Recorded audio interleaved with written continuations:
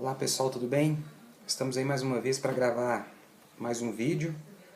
Meu nome é Hélio Davidson, sou estudante de psicologia e vou estar falando hoje sobre as estruturas psicológicas em psicanálise freudiana.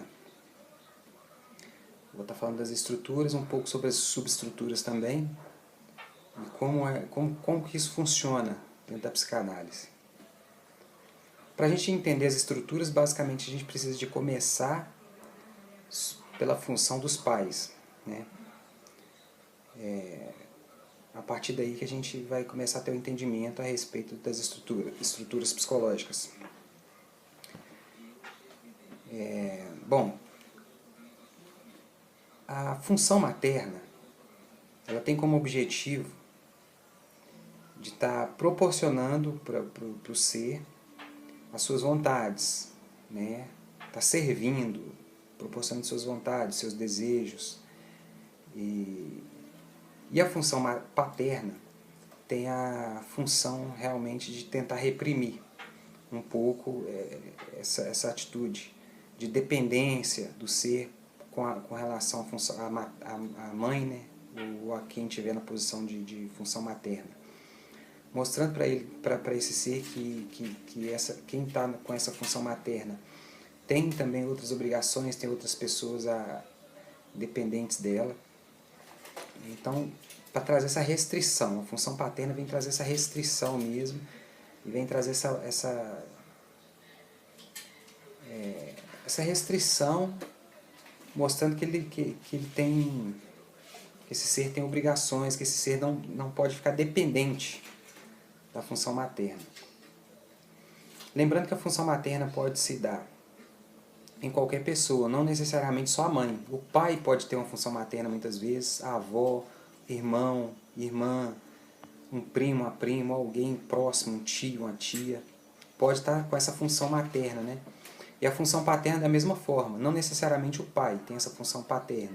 Uma outra pessoa pode vir a assumir essa função, né? Está trazendo essas restrições para o ser, esse senso de responsabilidade também, com relação à mãe, né?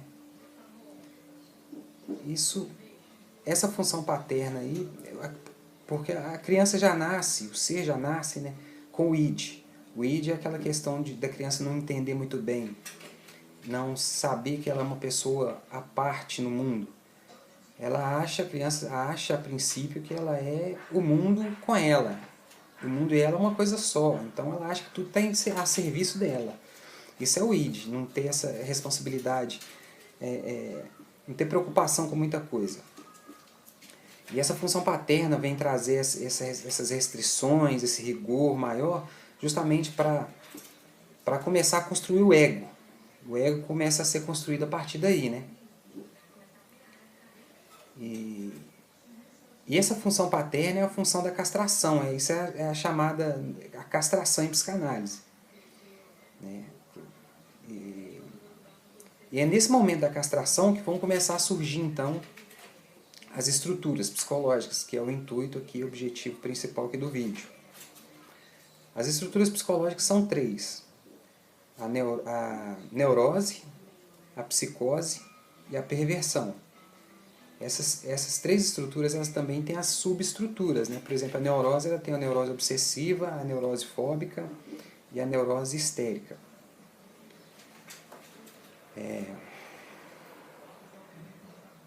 Então, mas as subestruturas não vêm muito ao caso aqui nesse vídeo. Depois a gente vai estar gravando outros vídeos falando sobre as subestruturas mais especificamente. A psicose também tem a subestrutura e assim por diante. Tá?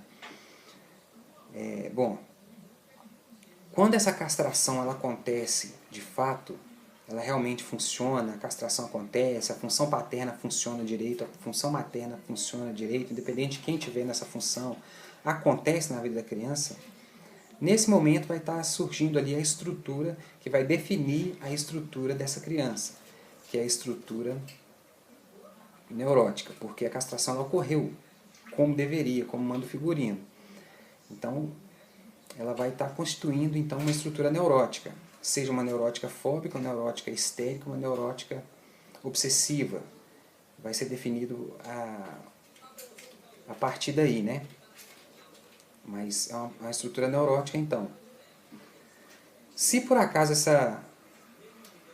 essa castração não acontecer, não tiver essa função paterna, não existir, por exemplo, e não acontecer essa castração, então essa moral não foi imposta para essa criança, não for restringida essa ligação com a mãe, aí essa criança vai desenvolver em si, então, uma estrutura psicótica, certo? Se por acaso essa castração foi uma castração mais ou menos, não foi uma castração total, nem não existia castração e nem acontecia a castração total, foi uma castração mal feita, uma castração intermediária, uma castração mediana, não for completa, não for feita corretamente, aí essa pessoa vai desenvolver uma estrutura perversa. Bom, o senso comum tem uma mania assim, de falar sobre essas estruturas e trazer como patológico, como doenças. Né? A neurose é uma doença, a psicose é uma doença, a perversão é uma doença. E não é. São estruturas mesmo da pessoa em psicanálise. Essa estrutura, quando a pessoa desenvolve essa estrutura, ela vai ter essa estrutura somente? Não. Essa pessoa vai desenvolver uma estrutura mais que a outra, ou seja, ela vai tender mais para uma estrutura. Só que ela vai ter traços de todas as outras estruturas. Porque senão ela não vai conseguir conviver e viver em sociedade. Para viver em sociedade é necessário que tenhamos traços de todas as estruturas. Só que todo mundo tem uma queda, uma tendência maior para uma dessas três estruturas. Tá ok?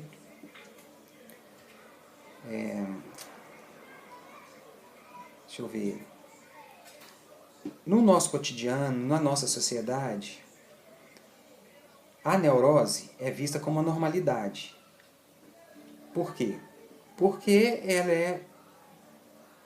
é a estrutura que mais persiste, que mais predomina na nossa sociedade, no nosso contexto. E é só por isso que ela é vista como anormal, né? Como normal.